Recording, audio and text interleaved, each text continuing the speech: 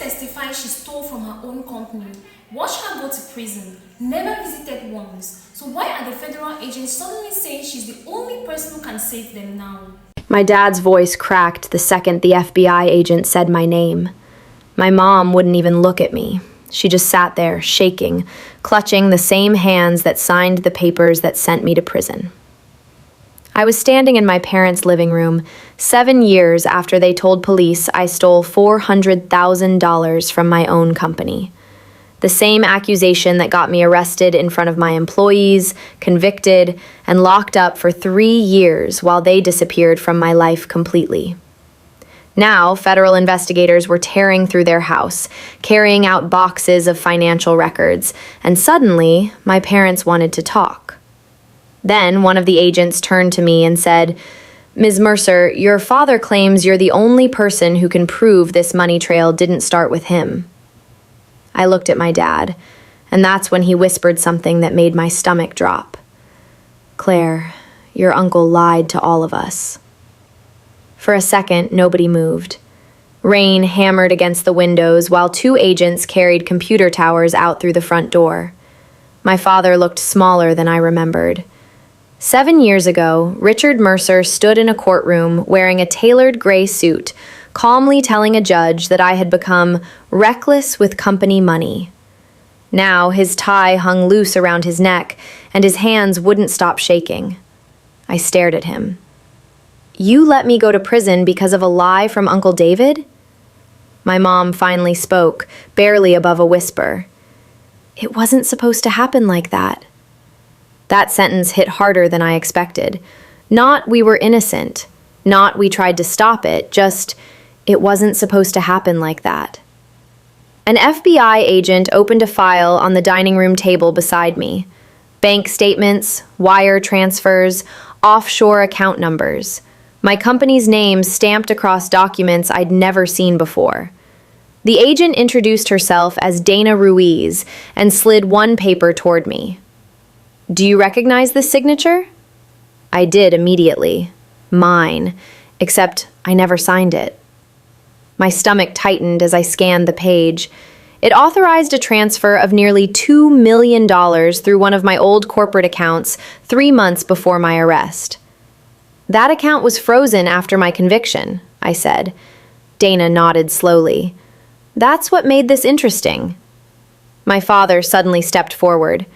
"Claire, listen to me carefully. David handled those transfers. He told me he could fix everything before federal auditors got involved." I laughed once, short and angry. "Fix everything? Dad, you testified against me." "I know." "You watched me get sentenced." My mother covered her face and started crying quietly. And that's when Dana said the sentence that changed everything. "Your uncle disappeared 48 hours ago," she said, "and before he vanished, he emptied an account connected to your original case."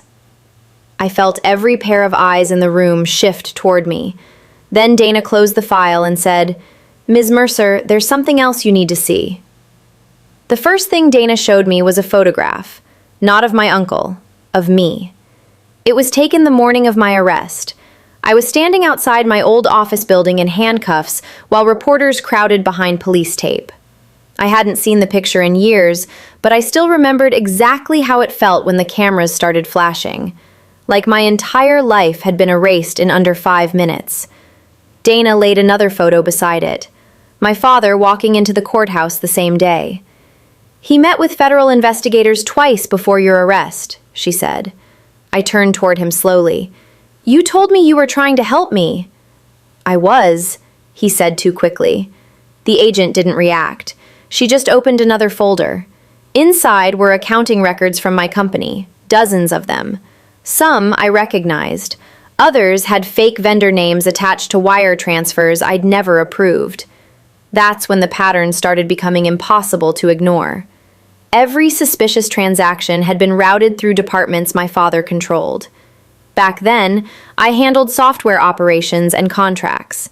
My dad insisted on overseeing finances because he'd worked as an accountant for almost 30 years. I trusted him completely, even when things stopped making sense. I remembered asking him once why money kept moving between temporary holding accounts. He smiled and told me, "That's just how corporate taxes work." And I believed him. Dana pointed to a highlighted section on one document. These transfers started almost a year before anyone reported missing funds. I frowned, but prosecutors said the company was bleeding money. "That's what your financial reports showed," she replied. "The actual business accounts were stable." I looked at my father again.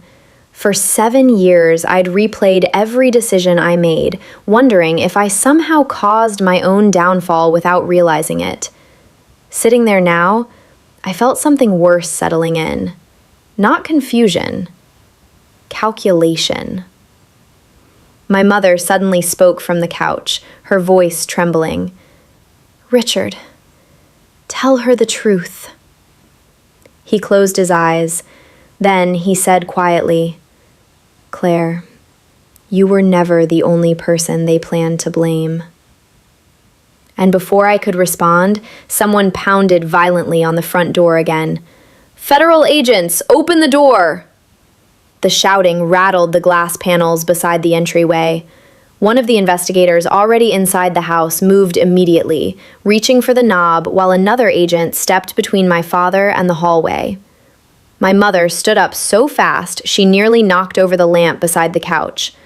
I stayed frozen. My dad had just admitted there were other targets, other people involved, and somehow that made everything feel worse. The front door swung open, and 3 more agents entered carrying evidence cases and sealed document bags. One of them walked straight toward Dana Ruiz. "We got access to the storage unit," he said. "It's all there." My father's face drained of color. Dana turned back to him. "Richard Mercer, this is your last opportunity to start cooperating voluntarily." He looked at me instead. Not the agents, not his wife, me. "Claire," he said, his voice cracking again, "you have to understand. I thought they'd give you probation." I actually laughed at that. I couldn't help it. Probation? I stared at him. I spent 3 years in prison. My mother started crying harder. "Your father said it would stay financial. He said nobody would actually go to jail." I felt something cold settle into my chest. They knew. Not just about the fake records, not just about the accusations. They knew there was a chance I could lose everything, and they still signed the statements anyway. Hold on. If they really believe she will avoid prison, then why stay silent for 7 years after the sentence was already public? Dana opened another folder. Your Uncle David wasn't just advising the company financially. He and Richard created shell vendors tied to fraudulent business loans. I looked at my father sharply. Loans? He nodded weakly. The company was collateral. My company? There were debts, he whispered. The room suddenly made sense in the worst possible way. The rushed signatures, the hidden transfers, the panic before my arrest. My father hadn't been covering up one mistake, he'd been drowning. And when auditors started asking questions, Dana continued, someone needed to appear responsible for the missing money. I could barely breathe now. My father stepped toward me carefully. "Claire, David said your executive access would make the story believable." Before I could answer, an agent entered from the hallway holding a laptop. "Found encrypted transfer logs," he announced. Dana glanced at the screen, then looked directly at my father. "Richard," she said quietly, "why were funds moved again 3 weeks ago?" The entire room went silent. My father didn't answer immediately. He just stared at the laptop in the agent's hands like he already knew exactly what was on it. Dana stepped closer. 3 separate transfers, Same offshore account tied to the original fraud case. You want to explain that? My mother looked at him in shock. Richard. I can explain it, he said quickly, but nobody in the room believed him. Not even me. An agent opened the laptop on the dining room table and rotated the screen toward Dana. Lines of transaction records filled the display. Dates, routing numbers, foreign accounts. Then I saw something that made my stomach twist. My old company's logo. Even after all these years, they were still moving money through accounts connected to the business that destroyed my life. Dana pointed at one transfer near the bottom. This account was accessed using credentials assigned to Claire Mercer. I snapped my head toward my father. You used my identity again? It wasn't supposed to. Stop saying that, I shouted. Everyone froze. I hadn't raised my voice once since walking into that house, but suddenly, every year I spent swallowing anger came out at once. You testified against me. You sat in court and called me irresponsible while you were still stealing money in my name. My father looked like he might collapse. It got bigger than we expected, he admitted quietly. Dana folded her arms. Your Uncle David set up the shell companies, but these transfers continued long after Claire went to prison, which means this never stopped. My mother sank back onto the couch, crying into her hands, and that's when I finally understood the ugliest part of all this. They could have confessed after my arrest, after my conviction, even after my sentencing. Instead, they kept the scheme alive while I sat in a prison cell thinking my own parents hated me. An agent approached Dana and handed her another file. She scanned one page, then looked directly at me. Claire, your father tried transferring the remaining funds out of the country after David disappeared. My father closed his eyes. Then he said the one thing I never expected to hear from him. If you tell them everything, he whispered to me, your mother's going to prison too.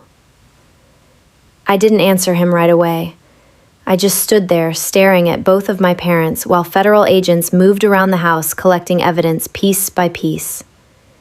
For years, I'd imagined confronting them. I pictured screaming, demanding answers, maybe even walking away forever. But nothing prepared me for the reality of hearing my father admit out loud that they'd sacrificed me to protect themselves. Dana eventually asked me to come down to the field office the next morning. I almost didn't go. Part of me wanted to disappear again the way I had after prison. Change cities, change jobs, pretend the Mercer name belonged to somebody else. But another part of me needed to know how deep this actually went. The next day, Dana spread everything across a conference table. Loan agreements, fraudulent vendor contracts, tax filings, internal emails. By lunchtime, the full picture finally came together. My father's financial problems had started years before I launched my company. Failed investments, hidden debt, personal loans he couldn't repay. When my software business suddenly became successful, he saw it as a way out. At first, he only moved small amounts of money through temporary accounts. Then, Uncle David introduced him to offshore transfers and shell vendors. Fake invoices made the missing funds look like operating expenses. But eventually, lenders and federal auditors started asking questions. And that's when they built the story around me. The ambitious young CEO, the sole executive with access to company accounts, the easiest person to blame. The forged signatures, the fake approvals. Even the financial summaries shown at my trial had been manipulated before investigators received them. And my mother? She knew the documents were false. Dana told me Evelyn admitted later that she signed whatever Richard placed in front of her because he promised the case would end in restitution and probation. Once prosecutors escalated the charges, panic took over. Then public attention exploded after local news stations picked up the story. By then, admitting the truth would have destroyed all of them, so they let me go to prison instead. Hearing it laid out so plainly hurt more than I expected. Not because it shocked me anymore, because it confirmed that every lonely night in prison, every letter that never came, every birthday they ignored, had been a choice. Over the next several weeks, I worked with investigators to untangle the financial records. For the first time since my arrest, people actually listened when I spoke. My conviction was officially overturned 4 months later. The district attorney publicly acknowledged prosecutorial reliance on falsified financial evidence. News outlets that once called me a thief suddenly ran headlines about wrongful conviction and corporate fraud. Some former employees reached out to apologize. A few never did. My Uncle David was arrested in Arizona trying to cross into Mexico using a fake passport. He eventually agreed to testify after prosecutors connected him directly to the offshore accounts. My father pleaded guilty to wire fraud, conspiracy, and obstruction. My mother accepted a reduced plea deal after cooperating fully with investigators and admitting she knowingly falsified company records. And me? I received compensation from the state, but there's no number that gives back 3 years of your life. A few months after sentencing, I visited my father once. Federal prison looked exactly how I remembered prison feeling. Cold, controlled, smaller than a human life should ever become. He looked older than he had the night agents searched the house. We sat across from each other in silence for almost a full minute before he finally spoke. "I am sorry, Claire." No excuses this time, no explanations, just those words. I nodded slowly, but I didn't cry. He looked down at his hands. "Can you ever forgive us?" I thought about the courtroom, the handcuffs, the empty visiting hours, the birthdays spent staring at concrete walls while my parents protected themselves outside. Then I stood up. "You stopped being my parents the day you watched me go to prison." And that was the last thing I ever said to him. 6 months later, I opened a new office for the business I rebuilt under my own name. No Mercer attached to it, just mine. Makes you wonder how many people pleaded guilty because the evidence looked perfect, while the people who created it were seated beside them the entire time, doesn't it?